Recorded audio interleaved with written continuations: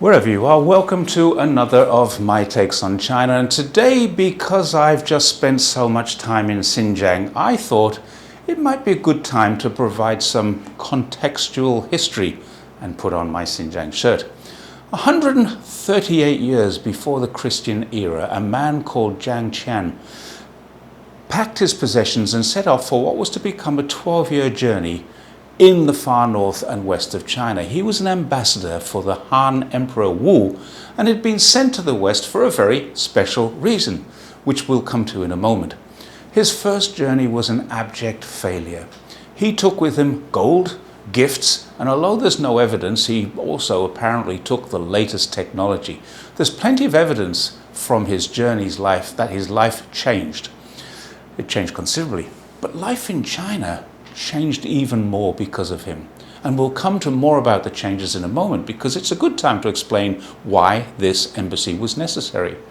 Everyone in the West learns about the Vikings. They came from Scandinavia, and because they had limited resources available to them in their own country, they raided places that did. They went as far east as well into Russia. They established the city of Kiev in the country of Russia. It's actually named after the Rus, denoting the red hair that many of them had.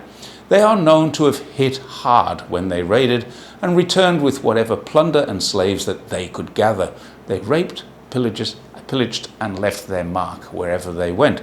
But they rarely stayed very long. Normandy in France became one of their strongholds. Kiev or Kiev was a slave trading post. York was the capital. It was called Jorvik. But for the most part, they took whatever valuables, livestock and agricultural products they could carry, as well as many slaves that they could capture. And that was what was going on in Europe for hundreds of years.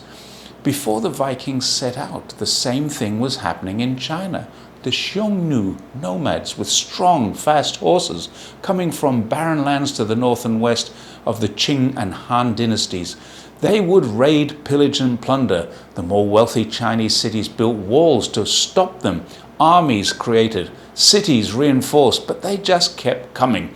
They needed to, because just like the Vikings needed the products of Europe, the UK and places like Greenland and Newfoundland, China had the products that the Xiongnu needed or wanted. The Vikings used longboats and the Xiongnu used their horses, but each were as devastating to the regions they hit as the other. Emperor Wu of the Han dynasty tasked Zhang Qian with the difficult job of appeasing them and offering trade opportunities.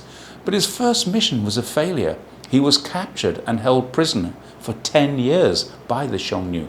After escaping, he continued his journey west, and finally, 12 years after leaving Xi'an, he returned with reports of Western civilizations, which had products unheard of in China. Grapes, walnuts, alfalfa were all introduced to the emperor for the first time. Much more importantly, though, had connections to other civilizations further west, in places we now know as Persia and India.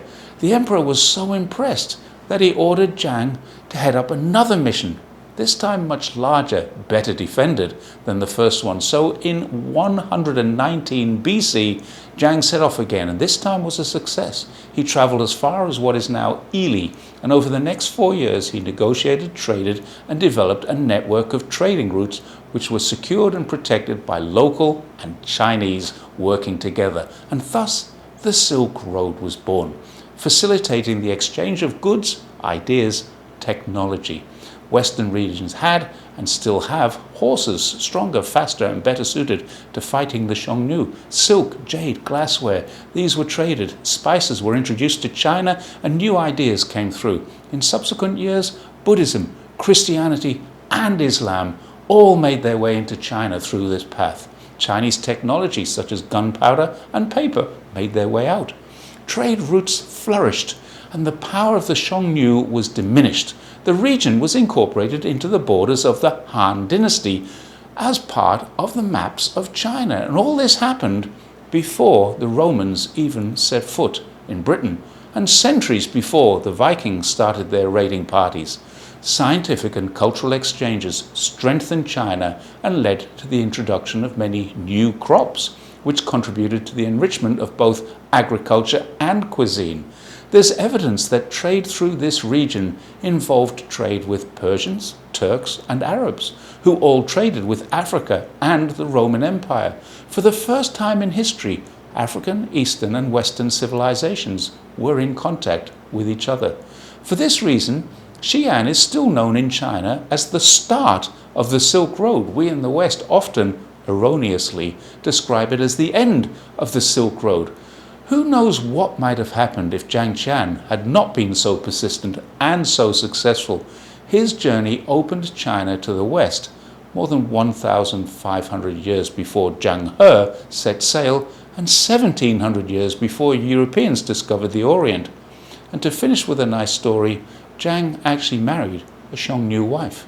It's not known if that marriage had a happy ending or not, but we can hope she helped him with translation and cultural understandings when he was either on his journey or living his time in what we now know as Xinjiang.